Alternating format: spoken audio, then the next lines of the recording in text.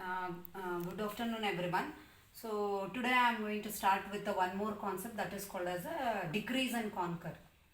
So already all of you know about a divide and conquer technique. So what we are going in a divide and conquer technique is, suppose if I am having any of the problem of size n, I'll divide it into n by 2 and n by 2. And next iteration it is n by 4 into n by 4 or something like this. So each iteration, the size of the problem we are dividing into half, or but in case of the quicksort we have divided based on the pivot element. So then the sub problems will be solved. Combine the solution of the sub problem to get the solution for your main problem. So that is divide and conquer technique. So what we are doing it in a decrease and conquer technique is, here the size of the problem, if it is n, in the each iteration I am reducing the size of the problem. So initially the size of the problem was n. Next iteration size of the problem is n minus 1. In the next iteration size of the problem is n minus 2. So in the each iteration we are not dividing the size of the problem. In the each iteration we are reducing the size of the problem by 1 in this example. So like n minus 1, n minus 2, like this. So that is a concept of an decrease and conquer technique. So where we can apply this decrease and conquer technique is, already I told you in the beginning classes, this concept can be applied by for DFS, for BFS, and for topological sorting. So there are many concepts that will use this decrease and conquer technique. So now we will see what are the different types of the decrease and conquer technique what you are having. So the first one is a decrease by a constant factor. Sorry, first is decrease by constant, then decrease by a constant factor, finally the decrease by a variable size. So first I will consider this first one, that is a decrease by a constant. So in this method, or in this type, so in the each iteration the size of the problem will be decremented by 1. Each iteration the size of the problem will be decremented by 1. So for example, you take solving a power n. So this will be solved like a into a power n minus 1. So in next iteration I am reducing the size of the problem from n to n minus 1. So in the next iteration it will be reduced by 2. That is from n minus 1 to the n minus 2. Again it is decremented by 1. So like this it will be continued. So in the each iteration the size of the problem we are reducing it by 1. So as an example, this one, time complexity of this problem if I consider. So time complexity of this particular problem can be written as a if n is equal to 1. A power n we are computing, no? So if the n value is 1, then only a. Okay. Suppose if n is greater than 1, what we are doing? Now the time complexity is nothing but, we are computing a power n, so it is a power n by 2 whole square. So, it is, which one? Decreased by a constant, no? So it is n minus 1, it is into a, means the time taken for computing a power n minus 1 into a. So if n is greater than 1. So this is a recursive relation for computing a power n. So that's about the decrease by a constant. So come to the pictorial representation of this type, that is decrease by a constant. So here initially we will have a problem of size n. Problem of size n. Then we are dividing it. Now I will get the sub problem of size n minus 1. Now continue this one, and finally solution to sub problems. Then get the solution for the original problem.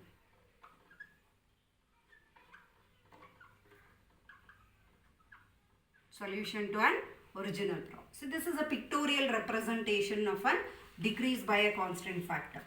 So next we will move on to the next type of the decrease and conquer, that is a decrease by a constant factor. So this decrease by a constant factor is similar to your divide and conquer technique.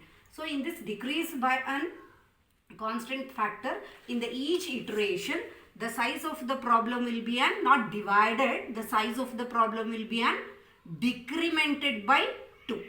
So if I am having any problem of size n in the first iteration of size n, next iteration it is of size n by 2 and n by 2, and next iteration size n by 4, n by 4, like that. It is similar to your divide and conquer. So in the decrease by a constant factor, in the each iteration the size of the problem will be decremented by half.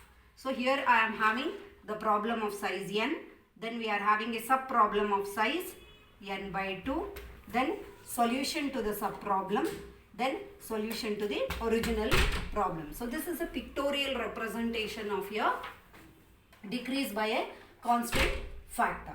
Next we will consider the third one, that is decrease, one more. As an example for this decrease by a constant factor, I can consider the same problem, that is computing a power n. A power n. So here time complexity of this problem can be written as a if n is equal to 1. Means if n is equal to 1, it is only a.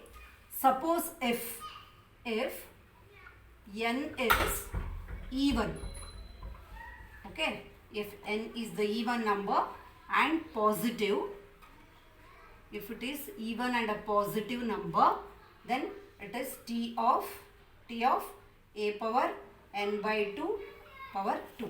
Okay. Suppose if it is of the size, if n is odd, then it is t of a power n minus 1 by 2 whole to the power of the 2. So here if it is an even number, then exactly by 2. If it is an odd number, n minus 1 by 2 we are doing. So that is an what is this? This is an example for a decrease by a constant factor. Decrease by an constant factor. Okay. Anyhow, this 2 will get cancelled. Again I will be having a n. Okay, it doesn't matter. So this is into a. Don't forget to write the a. So it is n minus 1 by 2 whole power 2 into a, if the n is an odd number. Okay. So that is a decrease by a constant factor. So next we will move on to the next type of decrease and conquer, that is decrease by an variable size. Decrease by an variable size. So here in this particular type, what happens is in the each iteration, the size of the problem will be decremented by a different size. That is, in the first iteration, the size of the problem may be reduced by 3. In the second iteration, the size of the problem may be reduced by 5. In the third iteration, the size of the problem may be reduced by some 6, something like that. So in the each iteration, it is not constant. Each iteration itself, the size of the problem will be decremented by a variable size. As an example for this particular type, we can consider the GCD of a 2 number using Euclid's algorithm. So in the beginning classes only I have explained you about the GCD of an 2 numbers, m comma n, where m and are the positive numbers, both cannot be 0, one can be an 0. So using Euclid's algorithm, there are 3 methods you can compute the GCD. One is using Euclid's algorithm and the other one is middle school approach, and the one more method is a repeated subtraction method that we saw in the beginning classes. So here you consider finding the GCD using an Euclid's algorithm. So what we are doing in this Euclid's algorithm, GCD of an m comma n is nothing but an GCD of an n comma m mod n. You remember this? Okay. So it is GCD of n comma m mod n.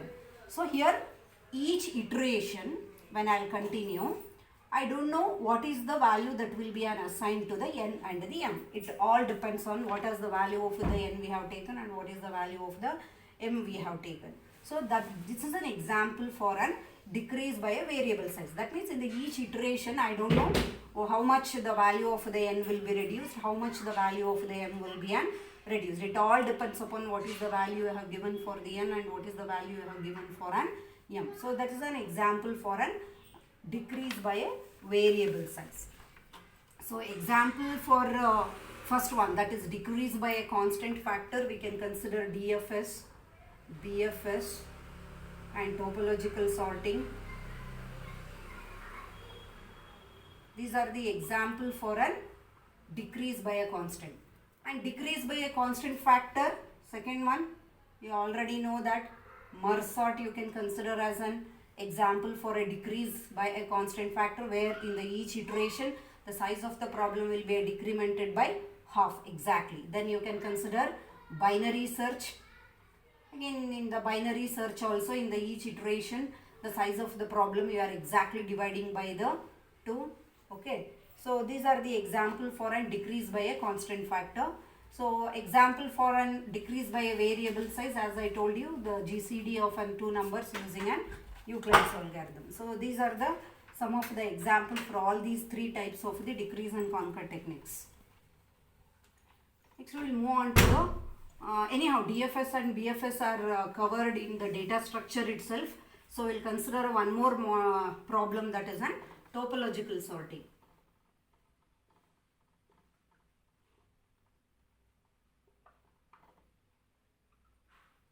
So don't think that it is a sorting technique. So topological sorting, what is topological sorting? It is nothing but the ordering of the vertices of your graph. So and the graph should be an directed acyclic graph.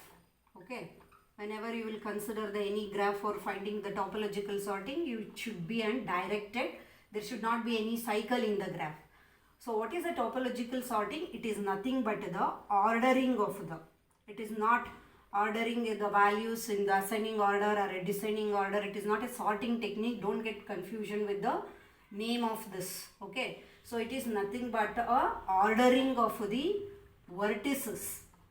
It is a ordering of a vertices of a given graph G such that if you are having any edge u comma v in your graph, then always u comes before the v in order, in ordering of the vertices, in the ordering of the vertices.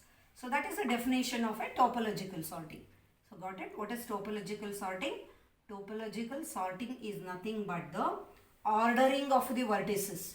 I'll arrange the vertices. Okay, not in the ascending order, not in the descending order. We are not concentrating here on the sorting technique. Okay, here we will be an ordering the vertices, means first I'll write the vertex B, then I'll write the vertex C, then I'll write the vertex F, like this. We are ordering the vertices of a given graph G such that if I am having any edge UV in this graph, then always U comes before the V in the final ordering. Final ordering. What is the meaning of this one? When I will have a edge between the U and the V, I will have a edge between the U and V, and this is a directed graph. I am not doing it for an undirected graph. So consider the directed graph. So here if I am having an edge UV between the two vertices U and V, means what? V depends on the U. V depends on the U. Until unless I will complete the U, I cannot complete the V. That is the meaning of this. V dependent on U. So whenever I will get a final ordering, U should come first before the V. U should come before the V. That is the, so actually where we will be applying this topological sorting concept is, suppose assume that I want to do some project. I will assign that project to the different students, and that project or the application is very big, so I will divide that one into the different modules and I will assign the different module to the different students. So the first module is assigned to the student A, second module is assigned to the student B, like that the different module will be assigned to the different students. So when I want to execute that particular project, I need to combine all the modules, and finally the project will be get implemented, correct? So among those modules, at least one of the module will be in such a way that it doesn't depend on any of the output of the another module. I have assigned the module module 1 to the student A and module 2 to the student B. So one of the module doesn't depend on the output of any other module. Okay, so first I have to implement such a module, then execute the module which depends on the output of the first module. Okay, execute that module and then execute the module which depends on the output of the first module, also output of the second module, or it may only depend on the output of the second module. In turn, it also depends on the output of the first module also, like that. So that means first I need to execute this job before I'll execute this particular job. That is the intention of this one. Before I'll complete this job, I need to complete this job first and then execute this particular job. So that is nothing but the topological sorting, okay, where we will be an ordering.